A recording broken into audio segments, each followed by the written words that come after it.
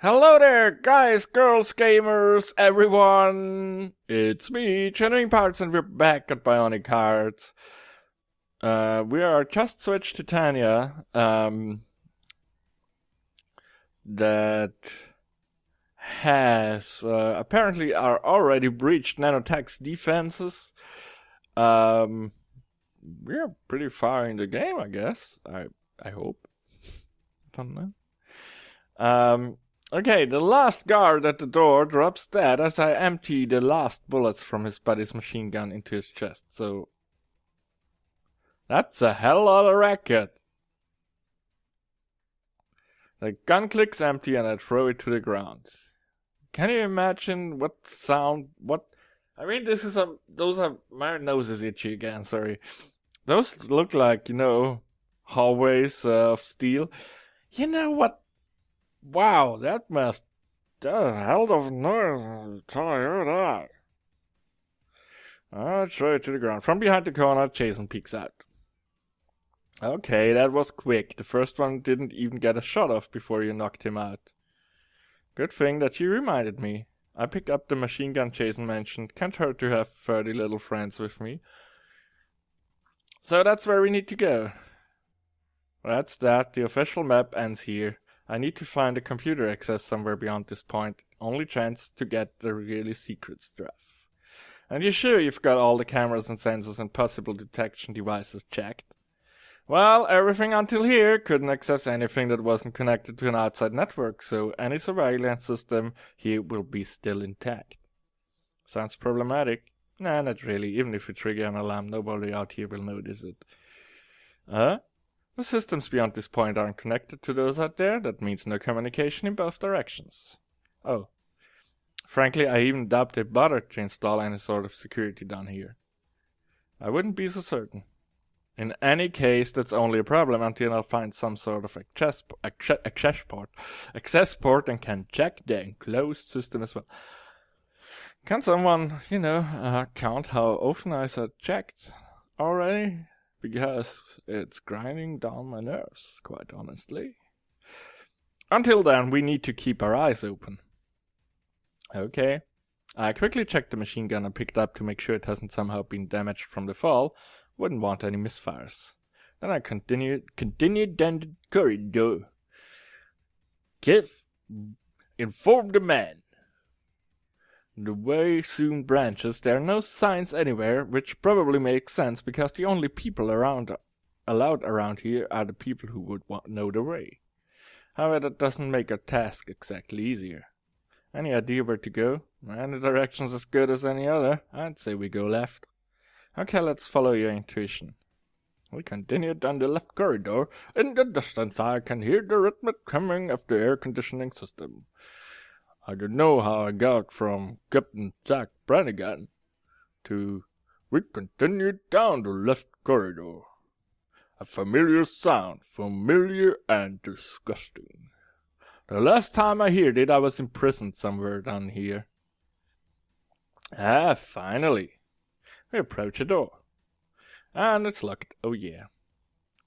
Jason always gets so enthusiastic when he has the opportunity to hack a lock or jack a device, really. Even for all his knowledge, he's still a kid. He gets to work and within a few seconds, the door opens. Ooh! We step into a big laboratory. I don't recognize this room. I think I've never been here, but there are tons of strange devices everywhere. Well, if that isn't a networking port. Jason immediately walks over to one of the devices and begins plugging one of his cables in. One of his cables. Okay, let's see what we have here. Yeah, let's do that. Can you watch my back while I'm at it? No problem. Actually, I don't think someone will come who should know we're down here. The 4 guards at the entrance won't tell anybody, and no one else saw us. That gives me the time to look around myself. Even though I hate Mary and nanotech, I must admit that these facilities down here are impressive. Impressive, everything's so advanced. I have no idea how any of these instruments work, but I'm quite certain that some of this technology is responsible for the fact that I'm still alive.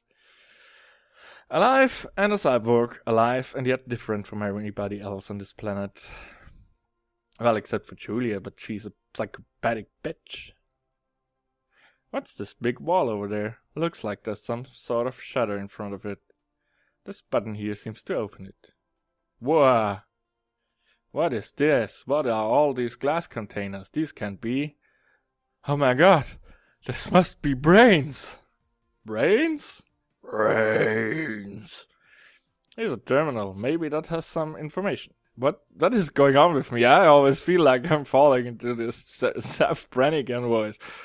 Here's a terminal. Whoa! Someone just logged into this internet. That was just me. I activated this terminal here. Really, Tanya, you should be careful. Don't activate anything that may give away we're down here. Yeah, don't worry.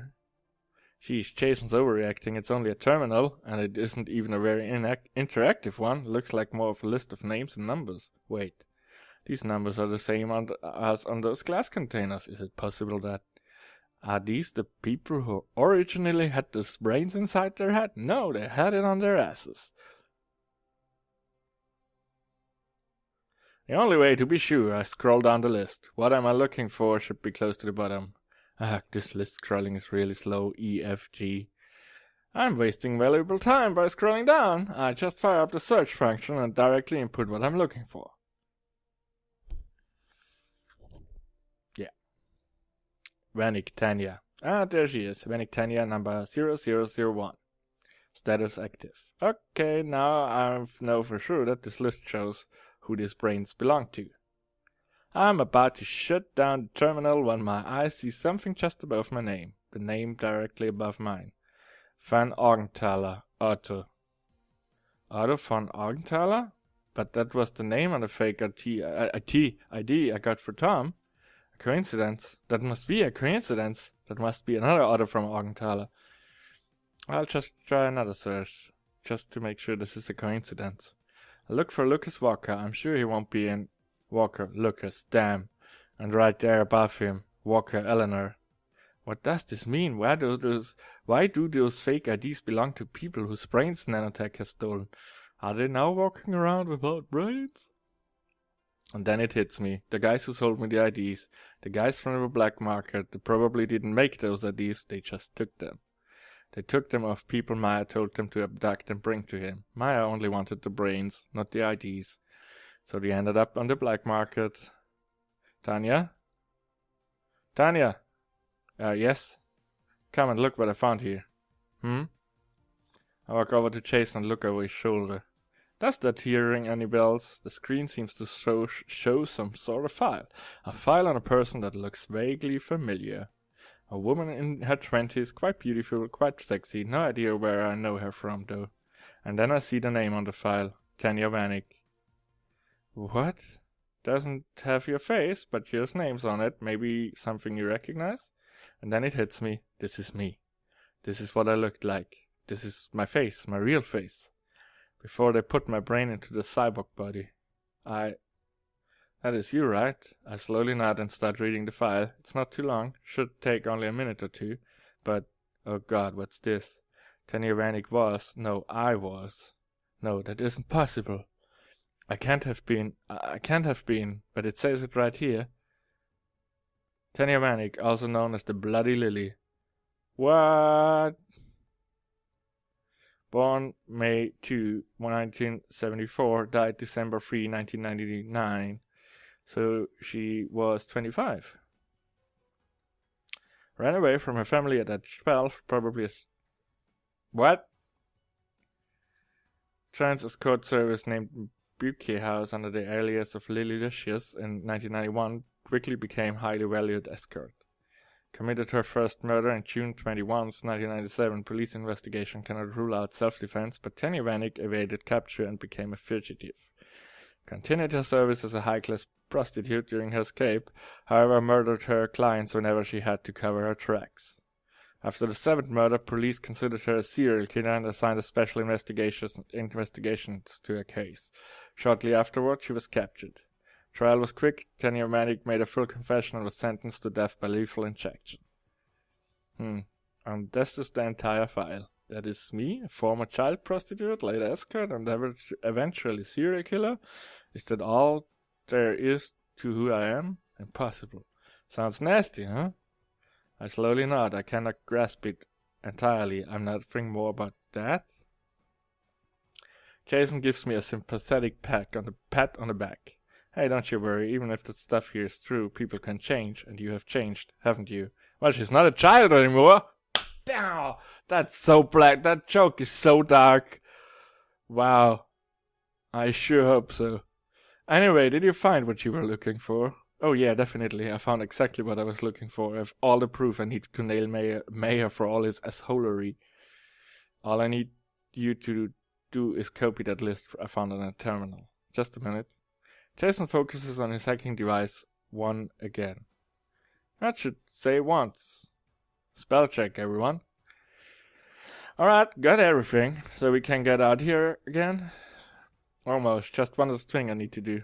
Jason unplugs his cables and walks over to the wall with the brain containers in it. Looking over it, he scratches his head and finally shrugs. Strange, it's not here. You've been looking for something or someone? Yeah, but it looks as though it isn't here. It's worth hard. Whoops. Maybe somewhere else down here. What was it? Nothing that would be of any importance to you. You sure? Quite, but maybe you can help me find it anyway. Holy crap, I can't talk. Well, pretty please? I have to smile. Jason can look so cute and boyish if he wants to. Alright, where do we have to go? Well, somewhere else. Maybe if we go the other way at the intersection we came through. Okay, let's try that. We walk back to the corridor until the intersection where I killed the guards, then straight on through. On the end, another door, not unlike the first we passed, awaits us. Open sesame! And this time the door opens without Jason even having to fiddle with the lock. Heh, security of this place is a joke. I could hack everything down here right from the access in the other lab. Jason leisurely strolls through the door. And the moment he's on the other side, the door suddenly slams shut right in front of my nose. What? Shit, Tanya, do you read me? Jason's voice suddenly starts talking from within my head. What? So you can hear me. Listen, it's a trap. A trap? There's some old guy in here with a gun in his hand who's approaching me. Can you get the door open? I quickly try the opener. No luck. And the door itself is a blast door that's beyond my strength. Sorry, no chance. Then get out of here. I'll try to somehow handle this key. And then the transmission suddenly stops. Damn, they got him. He was so careful, but they still got him. Okay, I guess I shouldn't overstay my visit here. If Jason was right, then whoever's in that room with him can't raise alarm. Go back to the corridor I came from. All I need to do is get out from here alive, which I already did once. Alive and, if possible, still in one piece. There's the entry. There are 4 dead guards. Back the way we came, that was over there, through there, and then past this little office room. 24 movement at 8A. Shit, someone must have seen me. I'm going to investigate. I take no chances. I whip around the corner and blast the security guard with a salvo from my machine gun. A guard goes down. Literally a second later, an alarm siren starts blaring. Fuck, the sensors may not detect me, but they certainly detect gunfire. And I'm in the middle of some corridor, not even close to the exit, and in half a minute this entire sector will be swarming with guards. Back to the central part, the secret part, no good, that's a dead end. I need to hide, and fast. Wait, I think I saw a ventilation shaft earlier. If I remember correctly, that should take me straight into this building's air conditioning system. And down there, I may be able to hide. I hear my guards approaching, no time to think this out. I hustle back and pull the grate of the ventilation shaft as they open. I put the machine gun inside and pull myself up and crawl inside, feel first. As quietly as I can, I put the grate back in its place. It's not a perfect fit, but I hope no one notices that it's slightly askew. And as the guards walk down below me, I slowly crawl ahead on my back, feet first, with the machine gun on my chest. They're going to come looking for me. I'll try to make it tough to find me. The end is near. Act 5. Tanya, Nanotech Headquarters. Not sure how much time we spent. We might end it here. So, thank you so much for watching. This seems like Bionic Heart 2 is slowly coming to a conclusion with a lot less choices than last time. Yeah, I'm looking forward to that. So, see ya next time. Thanks so much for watching. Best regards from the bots. Bye!